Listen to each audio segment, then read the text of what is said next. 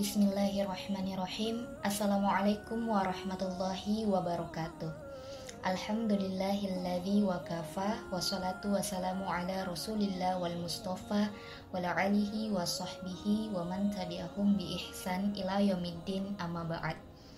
Sahabat Afifa Channel rahimakumullah, dimanapun sahabat berada, semoga senantiasa dalam lindungan Allah Subhanahu wa ta'ala.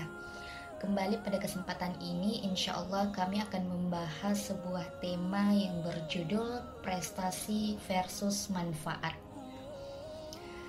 Rasulullah Shallallahu Alaihi Wasallam bersabda, sebaik-baik manusia adalah manusia yang paling bermanfaat bagi orang lain.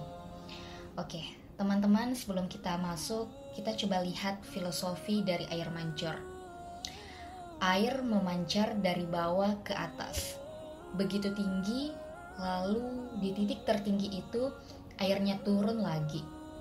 Begitu airnya turun ke bawah, membasahi area di sekitarnya, kemudian airnya pun naik lagi. Kalau mau direnungkan dengan sungguh-sungguh, maka di dalam gerak air mancur tersebut mengandung banyak pelajaran buat kita.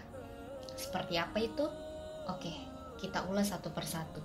Yang pertama, setinggi apapun prestasi yang kita raih, tetap saja berpotensi untuk turun. Yes, itulah sunnatullah. Hukum alamnya seperti itu, teman-teman. Apapun jenis pekerjaannya, jenjang karirnya, termasuk berbagai jenis bisnis pun akan sama, selalu berpotensi untuk bisa turun. Maka pahami bahwa dalam hidup ini ada naik dan ada turun.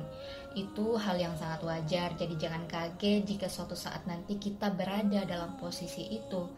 Semoga kita tetap bisa bersyukur dalam posisi naik ataupun pada saat turun ya. Yang kedua, seperti apapun kerja keras kita, tetap saja ada titik tertinggi atau batas tertinggi. Itulah batas kita sebagai manusia. Meskipun batas tertinggi pada setiap manusia ini berbeda-beda, coba cek saja ya, seperti seberapa tinggi sih kemampuan kita melompat, seberapa jauh sih kaki kita melangkah, dan seberapa cepat kerja kita, seberapa banyak uang yang kita peroleh, semuanya tetap ada pada batasnya. Meskipun rezeki kita tidak terbatas, ternyata rezeki yang kita bisa jemput ada batasnya. Maka ketahuilah di titik mana kekuatan terbaik kita, sampai setinggi apa sih kita bisa berprestasi. Yang ketiga, ingat bahwa setelah berada di titik tertinggi itu, kita pun secara alami harus menyuburkan kehidupan terutama di sekitar kita. Nah, sebagaimana air mancur yang membasahi daerah sekitarnya tadi, tidak bisa tidak mau itu pasti terjadi dengan sendirinya. Entah nanti kita sering bersedekah uang, pikiran, ilmu, tenaga, ataupun waktu. Atau bisa juga kita membuka lapangan pekerjaan bagi orang lain. Insya Allah setelah sampai di titik kesuksesan, hidup kita akan menjadi lebih bisa berkembang dan bermanfaat. Yang keempat, pahami siklus hidup kita, teman-teman. Setelah bisa memberikan manfaat kepada sebanyak-banyak orang di sekitar, maka kita pun akan naik lagi. Bahkan titik tertinggi kita bisa naik lagi. Kecuali memang sih kepada mereka yang memutuskan untuk berhenti di titik tertentu. Kita masih bisa mencapai titik tertinggi dalam hidup, tetapi tidak sekadar memakai tenaga kita sendiri.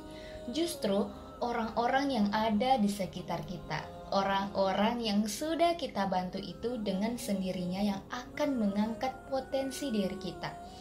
Ya, bisa saja dengan doa-doa mereka, jaringan atau relasi mereka, atau apa saja yang ingin mereka sumbangkan kepada kita. Semuanya itu berjalan dengan sendirinya, otomatis, tanpa repot-repot kita mengaturnya. Lalu bagaimana sih proses implementasi dari prestasi versus manfaat itu? Yang pertama, perumpamaan orang yang berprestasi itu seperti pohon yang menjulang tinggi, pohon cemara kali ya. Daunnya tidak rindang sehingga orang lain tidak bisa berteduh di bawahnya. Kalau pribadi yang bermanfaat itu seperti pohon yang daunnya rindang meski tidak terlalu tinggi sehingga orang-orang bisa berteduh di bawahnya, atau seperti pohon yang berbuah lebat jadi buahnya bisa dipetik dan dinikmati deh oleh orang-orang lain. Prestasi kita raih karena memang kualitas diri kita bertumbuh, sedangkan kita akan menjadi pribadi yang bermanfaat jika hidup kita lebih berkembang.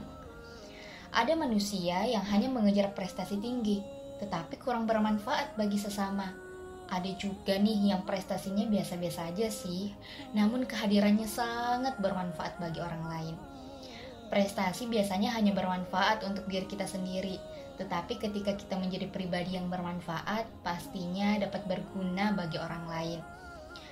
Meski prestasi kita sangat tinggi tapi tidak bermanfaat untuk orang lain, maka hanya sedikit orang yang berada di sekitar kita.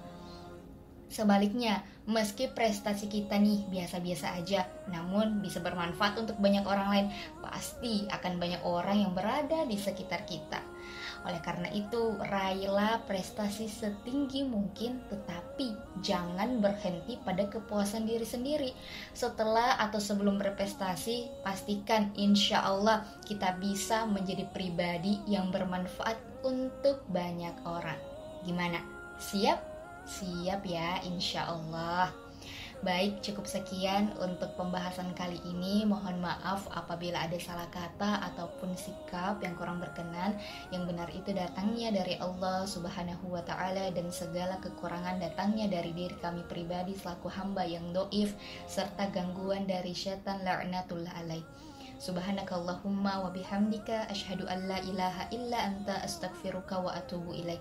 Summa assalamualaikum warahmatullahi wabarakatuh.